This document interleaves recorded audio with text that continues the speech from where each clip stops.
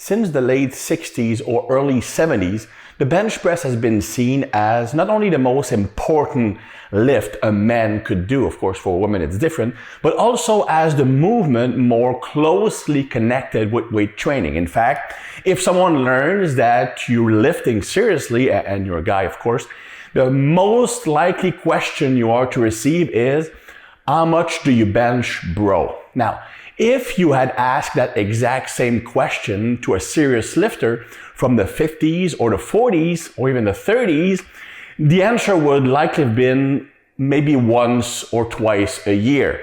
Because back then, it was not important how much weight you can lift lying on your back. The only two things that really matter was how much weight can you lift from the floor and how much weight can you lift over your head. And lifters would achieve those two goals many different ways. With one arm, with both arms, strictly with momentum, or even lifting overhead with one arm and picking something up from the floor called the two hands anyhow. Back in those early days of lifting, the squat and the bench press were not really a thing, mostly because they didn't have the equipment to do them properly. They didn't have squat racks or benches to do bench press from. Now, they did squat and they did bench, but what they did was with the squat, they had to put the bar on, like standing up. They would bend laterally to get under the bar and then rock into the full squat position to get started. Nowadays, it's called the Steinborn lift. As for the bench press, they would do mostly a floor press. They would lie down and they would either put the bar on their hip thrust it up and then rock it in the start of the bench position, or they would do a pullover from the floor. Now, both methods, as well as the Steinborn method, did not allow them to use very heavy weights, which is why those movements never became really popular until they had the equipment to do those lifts properly. Now, in the 30s, 40s, and 50s, the main lifting sport was weightlifting, or what we call Olympic lifting. And back then we had three lifts: the press, the snatch, and the jerk. Now, the US were the world power in weightlifting back then. So it was the main sport, the main lifting sport in the US, and the magazines like Strength and Health did talk about those lifts the most. Now, bodybuilding was not really a thing back then. It was just starting out. And what they did was, at the end of the lifting competitions, those who participated in those competitions were allowed to do a physique comparison. So bodybuilding was really only the last part of the lifting contest for the lifters who were involved. In fact, the earlier physique stars like John Grimmett, Steve Stenko, Tommy Kono were also the member of the national weightlifting team, as well as physique star of the day. Up to the 1970s, three lifts were contested in weightlifting: the press, the snatch, and the jerk. The press was seen more as a pure test of upper body strength, whereas the snatch and jerk were more athletic feats of strength. They were called a quick lift, more technical, more speed, and of course more reliant on the lower body. The press making the contest a more overall test of strength. And the lifters who were not as quick, who were not as mobile, well, you know what? If they were strong, the press could even out the fact that they were not as good on the snatch, for example. So even strong lifters, they were able to compete with the smaller or quicker, more athletic lifters. And now what happened is that while at first the press was a pure test of upper body strength, because the rules stated that you could not use the legs to drive the barbell up. And the way the rules was created is you cannot unlock the knees to press the barbell up. So the Soviet, being the students of pretty much every sport they decide to compete in, well, they found a loophole in the rule that allowed them to develop a technique that would give them an advantage. So what they did was they would widen their stance, getting a stronger base to push up from. And since they could not use the leg drive to push the barbell up, they simply would drive the hips forward super fast while bringing the torso back at the initiation of the movement to get under the bar before they even press it. So they would not use leg drive because it was against the rule, but no rule stated that you could not move the hips forward and back or the torso forward and back. So what they would do, they would be in the starting position and then boom, and then from that position, boom, just stand up and lock out. Still required good amount of strength, especially in the core, but much less reliant on pure upper body strength than the strict press was. Now, of course, eventually the Russian, while having perfected that technique, they started to dominate the sport because now the stronger, stricter presser from the US, they kind of lost their advantage because this technique allowed the Russians and East European lifters to press more weight than the US, which stayed mostly with the stricter form of the press. And anyway, lifters who were built more for strength, big upper body, maybe not as mobile, they were not capable of using that technique as efficiently as the Russians were.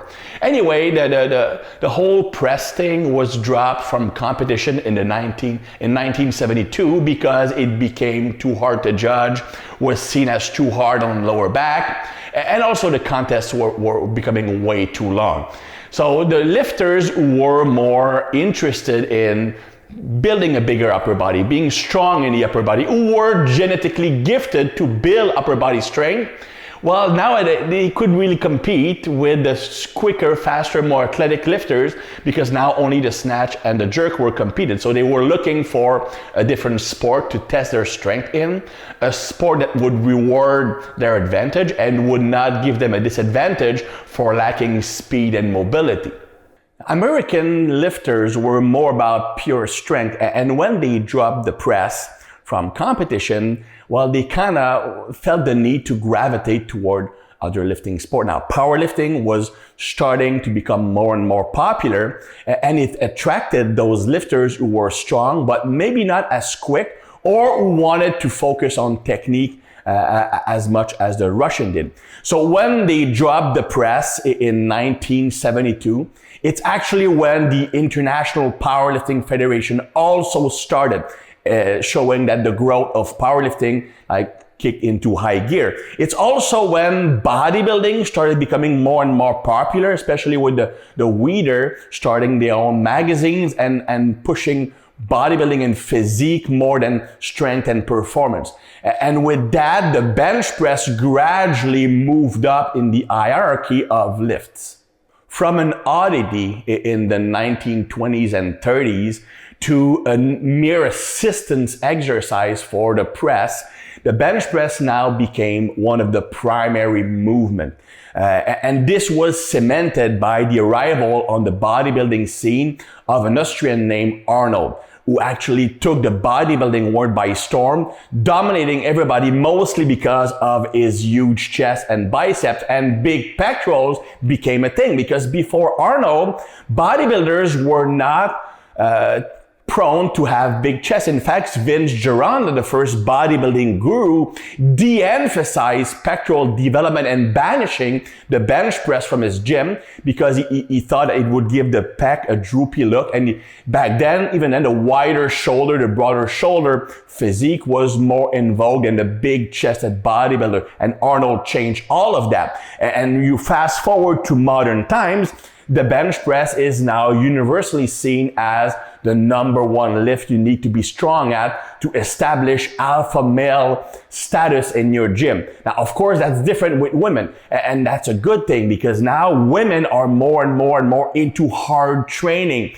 And because they have different goals and priorities than men, you have lifts like the deadlift, like the squat becoming more and more important and more popular. And I think that CrossFit also contributed in that regard because it made those lifts, the squat, the deadlift, and even the Olympic lifts more popular and more well-known among the general population. So that's the evolution of the bench press from something that was an afterthought to something that most people want to prioritize in their own training. That having been said, I was a decent bench presser in my days with a best of 445 pounds. So I'm about to tell you the 5 best tips I have to make your bench press go up. Tip number 1 to improve your bench press, and this is going to be a real boring one. work on your technique. And I know I might have lost many of you here who expected like unknown secrets to bench pressing. The fact of the matter is that the bench press, even though you think it's a simple lift, it's actually, out of all of the power lift, it's the more technically complex if you want to do it properly and safely. So I really do recommend getting some coaching, or at the very least, working on your technique from quality videos from guys like Dave Tate or other well-known powerlifting coaches. Now, the reason why I put this tip first is because all the other tips I'm going to give you include either a high amount of bench pressing or overload methods that put your body under more strain than it's used to when bench pressing. If your technique is not good, that's opening up the door to injuries. So first, get your technique in order to make sure that you maximize your performance and also minimize your risk of injury. If there's one tip I can give you without having you like roam the YouTubes to find good quality educational videos on bench press technique, the first one would be try to bring your shoulder blades in your back pocket when setting up. So bring your shoulders down, trying to like get that back tight, and try to break the bar in half. Boom. And you press from that position. That gives you a strong foundation to press from. It minimizes shoulder rotation, which makes the movement both stronger and much more less likely to get injured. So that's the first tip. Get your technique in order. It's necessary if you want the other tips to work. Tip number 2, to press a lot, you need to press a lot. That used to be the motto of great pressers back in the weightlifting era. The press, out of all the movement, needed to be practiced the most to get your strength up. And the bench press is no different. In fact, in reality, pretty much every big performance-based lift will be improved faster if you do it more often. Of course, you need to make sure that you don't push all out at every session because you can't recover. But the fact of the matter is, if you want rapid improvement in a movement, you need to do it often. I'm going to ask you a question. Let's say that there's a contest about who can increase his bench press the most in 1 month. The one who increases bench press the most in 30 days win $10 million. You decide to enter the contest. How many times a week will you bench? Do you really think that you're gonna win that contest by bench pressing once a week?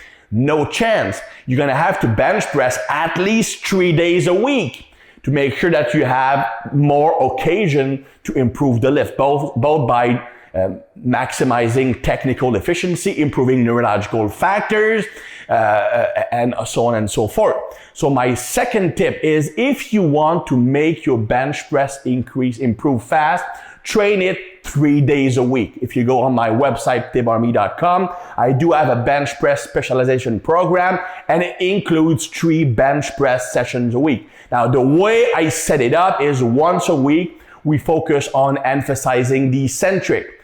The second workout, we emphasize the isometric, so including pauses during the movement. And on the third workout, we emphasize regular lifting or an overload. But you don't have to do it that way. It can be as simple as bench pressing more often. I mean, if you just look at one of the most successful squat specialization program, the Smolov plan, it worked great, not because of some magical reps and sets combination, but simply because you were squatting 3 to 4 days a week. So if you want to make a lift go up fast, train it often. One caveat though, especially when you focus on big lifts, doing them more often will take more out of you. You need to decrease the amount of work spent on other movements. Otherwise, your body might not be able to handle the increase in training stress, and you might come up short when it comes to gaining.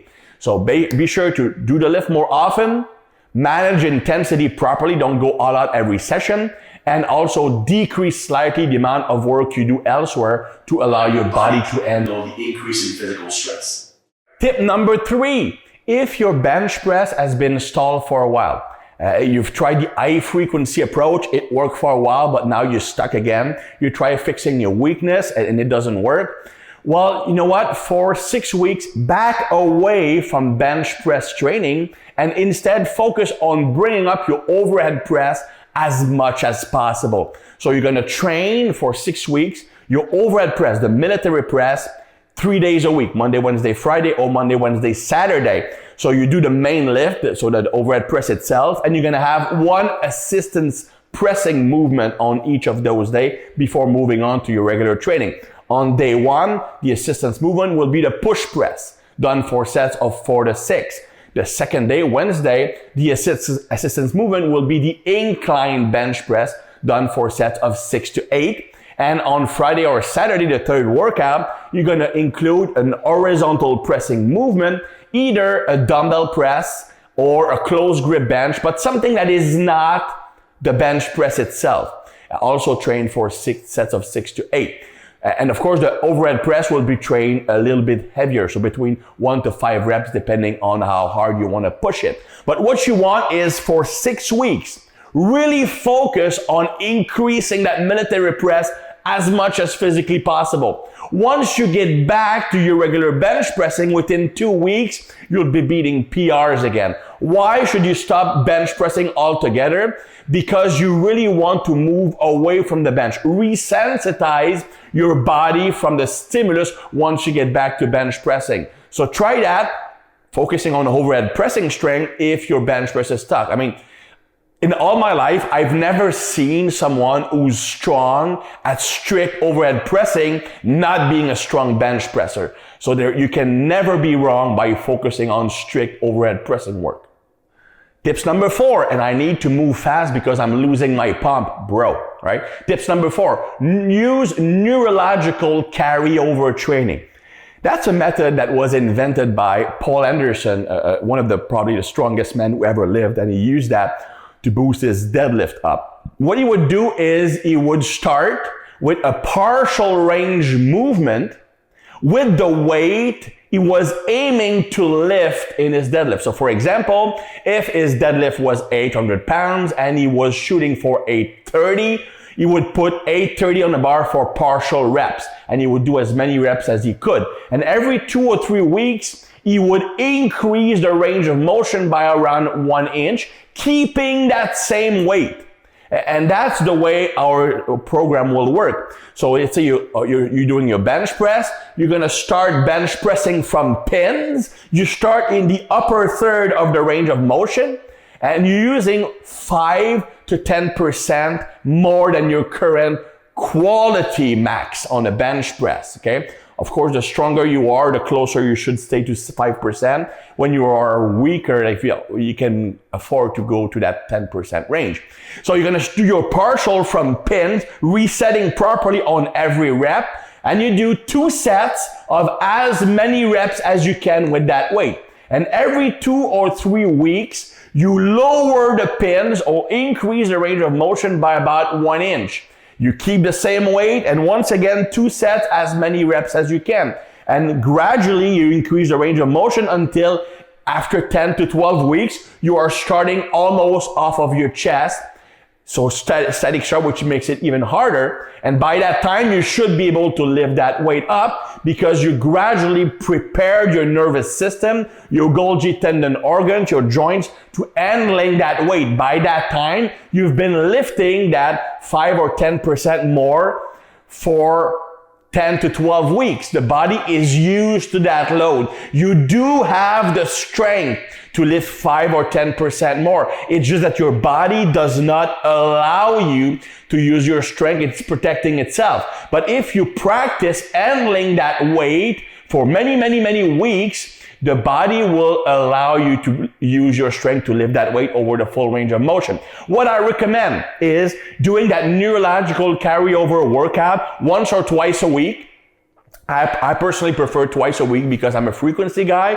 And the third day of the week, you would train a horizontal press movement that is not the bench press. So it could be dumbbell press, could be a closed grip bench, wide grip bench, doesn't really matter as long as it's not your competitive bench. And you train it with sets of 6 to 8 reps just to get that groove in order not to lose it. But you don't push that lift super hard. You focus on pushing hard on those neurological carryover training sessions. Tip number 5, our last one, okay? And this is one of my favorite one and one of the simplest one you can do is every day you will do band tricep press down or band pull apart. You shoot for roughly 100 total reps per day. Of course, that's not doing one set of 100 reps. The load would be too low to have an effect. You're probably shooting for sets of anywhere between 10 and 20 reps, and you spread them throughout the day. That will allow you to gain some size, but more importantly, because of the strength curve, it teaches you to get a stronger triceps contraction at the end of the range of motion, which is what you need when bench pressing. As well as for the bend pull apart, it will allow you to have a stronger base to push off from. So it's safer for your shoulder and it gives you better leverage when bench pressing. The cool thing with bands is that because of the resistance curve, so there's very little tension when the bands are not stretched. At the top, the bands are pretty much loose. There's very little tension. At the top, there's much more. So when you have low tension, when the muscle is being stretched, well, you don't cause muscle damage. Bands don't cause much muscle damage, so it's very easy to recover from. The gains are mostly neurological, and if the sets are long enough, 12, 20 reps, you're gonna get some growth factors in there which will trigger muscle growth even without muscle damage. Great way to get more volume in without negatively impacting your capacity to recover. So these are my 5 best bench press tips if you want to increase your performance. Work on technique, super important, because if you don't have technique, the other tips will just make matter worse. If you're stronger with poor technique, you will get injured. Second, if you want to bench press a lot, you need to bench press a lot. Third, if your bench press has been stalled, focus on getting your overhead press strength up. Fourth, use the neurological carryover method if you want a quick boost in strength. 5, do daily triceps and bend pull apart work to increase strength of those muscles, as well as improving your capacity to get peak contraction at the end of the range of motion. I hope you enjoyed this video in a new format. If you have any topic idea you want me to discuss, post them in the comment down below. Also, because the YouTube's algorithm is super hard on me, be sure to click that bell icon. If you don't click the bell, you will not be notified when I have new videos, and I won't be able to make any money from my videos. So be sure to click that bell button. And thanks for tuning in, and see you next time.